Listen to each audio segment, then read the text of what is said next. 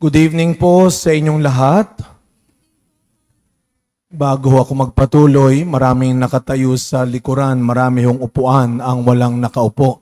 Maaari ho nating paupuin marahil yung iba na mga nakatayo sa likuran. Marami tayong upuan dito sa harapan po. Maaari kayong maupo ho, no? Happy Easter po sa inyong lahat. Batiin natin ang mga katabi natin, Happy Easter! Palakpakan muli natin ang ating Panginoon. Salamat Lord, nakaabot kami ulit ng Easter. Sabihin natin ng malakas, thank you Lord. Salamat sa Diyos, salamat Panginoon sa pagbibigay mo sa amin ng iyong buhay. Salamat sa ginawa mong pag-aalay ng buhay para sagipin kami, para iligtas kami sa kasalanan at kamatayan. Thank you, Lord, for dying and rising again for us. Salamat, Lord, dahil nilaban mo kami, ipinaglaban mo kami. Kaya isa pa, dahil matagal nating hindi ito ginawa, mas malakas sa palakpak para kay Lord na inilaban tayo at lumaban para sa atin. No? Mga kapatid, alam ho ninyo, sabi nga, this is the mother of all vigils. Ito ang gabi ng lahat ng gabi. Ito ang sentro ng ating pananampalatayang Kristiyano. Baliwala ang kapanganakan, baliwala ang mga aral, at baliwala ang pagkamatay ni Kristo kung hindi siya muling nabuhay. Mga kapatid, ito ang araw ng katotohanan. Ito ang araw ng patunay na si Kristo. Si Kristong pinahirapan, hinusgahan, pinatay. Siya ang tunay na anak ng Diyos. Siya ang tunay na Mesiyas na tumalo sa kasalanan at kamatayan. Kaya nga mga kapatid, pagkatapos ng Kwaresma, pagkatapos ng mahal na araw, ito ang tanong sa atin ng Panginoon. Ano pang hinahanap mong sagot? Sino pang hinahanap mong sagot sa mga tanong mo sa buhay? Ano pang hindi kayang gawin ng Diyos para sa iyo? Ano pang kayang hindi ibigay ng Diyos para sa iyo? Kaya mga kapatid, wala nang mabuting dahilan, wala nang mabuting palusot pa para hindi natin unahin ng Diyos, para hindi natin ipaglaban ng Diyos sa buhay natin. Pero bago ang masayang gabing ito, bago ang masayang araw na ito, dumanas muna tayo ng Kwaresma. Bago itong pinakamasayang gabi sa buhay ng isang Kristiyano, dumanas muna tayo ng Kwaresma. Kani-kanina lang, binilangan ko yung inorasan ninyo, 1.5 oras na madilim. Dumanas muna tayo ng sakripisyo, Kwaresma, penance, fasting, sacrifice. Naku, marami akong kakilala, tuwang-tuwa na. Ay, salamat. Makakapag-soft drinks na ulit. Ay, salamat. Makakapag-karne na ulit. Makakapag-mall na ulit. Marami tayong pinigilang gawin nung Kwaresma. Marami tayong sakripisyong ginawa. At kanina lang, mga kapatid, mahabang dilim ang pinagdaanan natin. Alam nyo, kahit madilim, kitang-kita tayo ni Lord kung sino yung inip na. Ang tagal naman. Ang haba. Kinanta pa.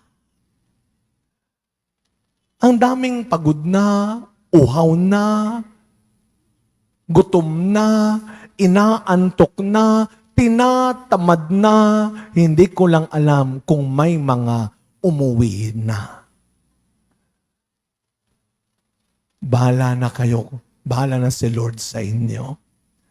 Pero mga kapatid, ano pong napansin natin kanina? Bukod sa mga liwanag sa monitors natin, sa mahabang dilim na ito, siguro magandang maalala natin Yung mahahabang sandali ng pagsubok sa buhay natin. Yung mahahabang sandali ng paghihirap sa buhay natin. Yung bang mga sandali na ang dami mong iniindang hirap, sakit, pagod sa buhay, na minsan tinatanong mo, Lord, kailan ba matatapos ito? Kailan ba matatapos itong parang napakahabang problema, paghihirap? Kailan ba mauubos ito?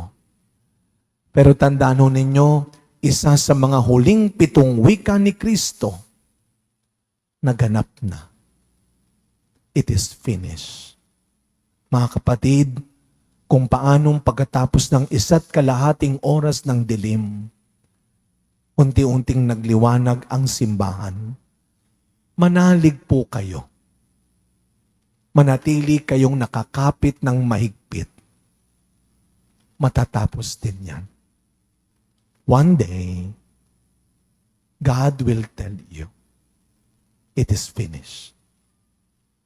Matatapos din yan. At tandaan ho natin, sa gitna ng mahabang dilim kanina, may isang nananatiling liwanag sa simbahan. Hindi yung monitor. Itong napakalaking kandila na ito. Ang Paschal Candle. Ito ay si Kristo, ang liwanag sa dilim ng bawat tao. Kaya gaano mang kahaba, karami, ang mga sandali ng dilim sa buhay natin, may mananatiling liwanag na hindi mapapatay ni naman. Ang liwanag ni Kristo. Alam nyo kanina, sabi ni Kuya Roldan, Father, hanggang kailan yung risen Christ? Kung gaano katagal ang Paschal Candle na ito. Ang Paschal Candle na ito ay ilang linggong mananatiling nakasindi. Mas matagal pa sa panahon ng Kwaresma. Mas mahaba pa sa araw ng mahal na araw. Bakit? Paalala sa atin na mas maghahari pa rin ang kapangyarihan ng liwanag kaysa dilim. May mga tao mang favorite kang asarin, lokohin, sirain, saktan. Maniwala ka, mas marami pa ring mabubuting tao na dapat mong paniwalaan, na dapat mong sundan. Kaya nga kapag ang isang maghapon para sa iyo ay parang napakapangit. No? May naranasan nyo na ba yun? Kagigising mo pa lang, may mali na. Pagpasok mo ng eskwela, ng trabaho, may mali na. May makakasalubong ka, mali na. Ang daming parang naging mali. Kaya minsan sinasabi mo, napakapangit talaga ng buhay na ito. Hindi naman. Yung araw mo lang. It is not a bad life. It is just a bad day. Pagtulog mo mamaya, bukas will always be another new day para hindi maging bad ang iyong day. Sa araw na ito, mga kapatid, parangalan natin, alalahanin din natin, pasalamatan natin. Hindi lang ang marami mong kilala at kasama, kundi ang mabuting naiwan at nanatiling lumalaban ng mabuti at tama na iyong kasama. Alam nyo, kanina kahapon pala, o noong Thursday, washing of the feet, nandito po yung ating mga apostol, awa ng Diyos, 2, 4, 6, 8, 10 po sila. Nanatili. Palakpakan ho natin ang ating mga kapatid na naging apostol natin ngayong 2026. Maraming salamat po sa inyo. Alam niyo noong Thursday, Holy Thursday, washing of the feet. Abay, kumpleto sila. With matching family members na all out ang support para picturean sila. Inaabangan yung nguso kong dadampi sa paan nila. Alam mo ninyo, nung ako'y nagugas ng paan nila, bukod sa sumakit ho yung tuhod ko talaga, nakayuko lang ho ako. Andar, hanggang sa Isa ho sa mga hinugasan ko, paglapit ko sa kanya at habang nagbubuhos ako, biglang may nagsabing, "Thank you, Father." Hindi ko na ho nakita kung sino sa kanila yon. Bigla ko naalala yung kwento ng 10 ketongin. 10 silang pinagaling, pero isa lang ang bumalik para magpasalamat. Hindi naman sa kinokonsensya ko sila. 12 tong hinugasan ko eh. Pero isa lang ang nag-thank you talaga. Makakabawi naman ho kayo mamaya. Pero mga kapatid, alam nyo, huwag kayong mag-alala. Kahit 1, 2, 5 lang sila. Salamat sa bawat taong hindi ka lang pinaniwalaan, hindi ka lang pinagbigyan. Salamat sa mga taong bumangga at nagtama sa iyo kung kailangan. Sa ngalan ng sarili mong kabutihan, sa ngalan ng iyong kaligtasan. Mga kapatid, tapos na po ang Kwaresma. Tapos na ang mahal na araw. Ano ang karakter ng mahal na araw na hindi mo makakalimutan? Hindi nyo ba makakalimutan si Pilato dahil ang galing ni Brother Oji? Hindi mo ba makakalimutan si Pedro na 3 beses itinatuwa si Kristo? Kayo po, tapos na ang Kwaresma 2026. Sinong karakter ang hindi mo makakalimutan? Ako po may isa, noong Spy Wednesday. Kung kayo nagsimba nung Holy Wednesday, sino yung karakter na ipinaalala sa atin? Para maalala ninyo, kukwento ko sa inyo ang karanasan ko. Tayo ay nagpapasalamat muli rin sa ating mga, hindi lang mga apostol, ang ating mga kabataan na gumanap sa ating Sinakulo 2026. Palakpakan po natin ang ating mga kabataan na nagbigay ng kanilang talento upang magnilay tayo.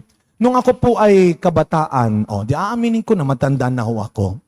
Nung ako'y kabataan, membro ako ng Parish Youth Ministry sa aming parokya sa Fatima sa Bacood.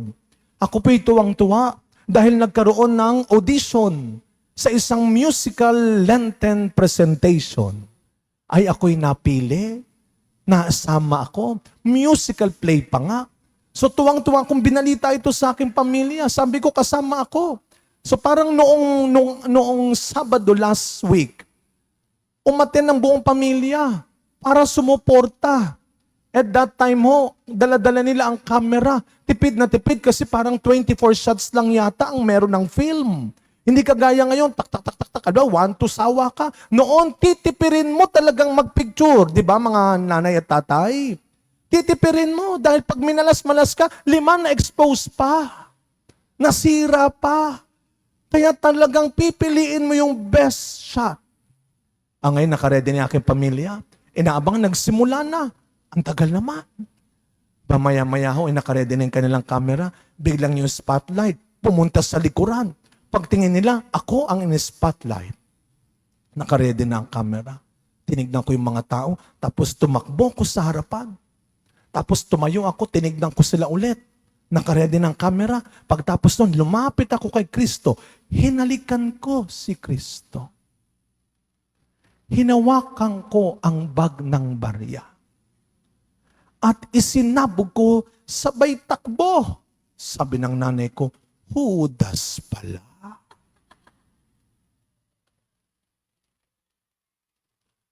Sa totoo lang ho, ngayong taon na ito, hindi ko siya makakalimutan.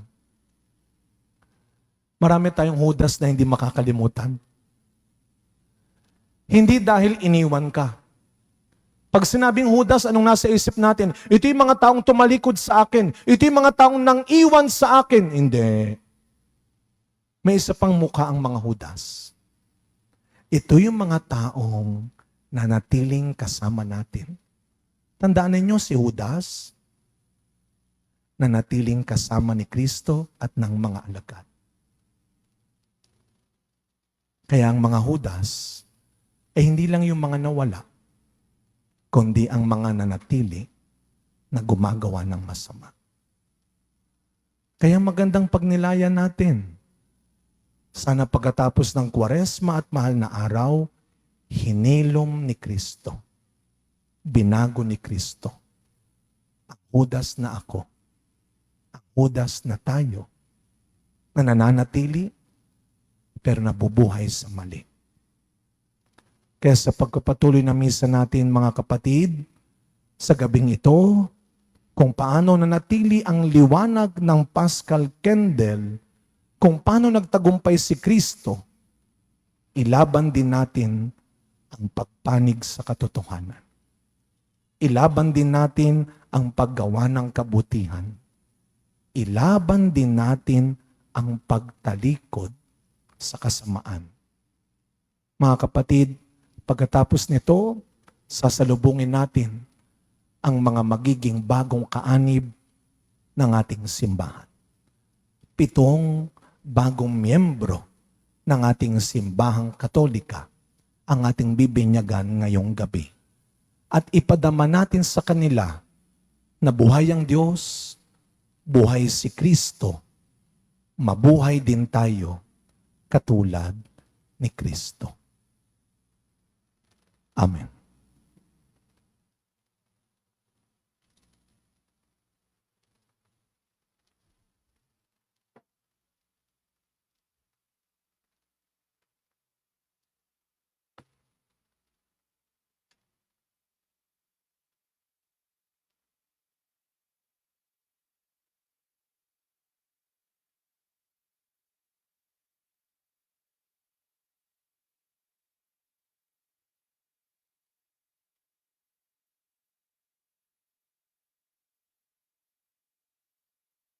Sa mga pagluhog natin, mga minamahal na kapatid, tulungan natin ang ating mga kapatid na may pananalig upang ang Ama nating makapangyarihan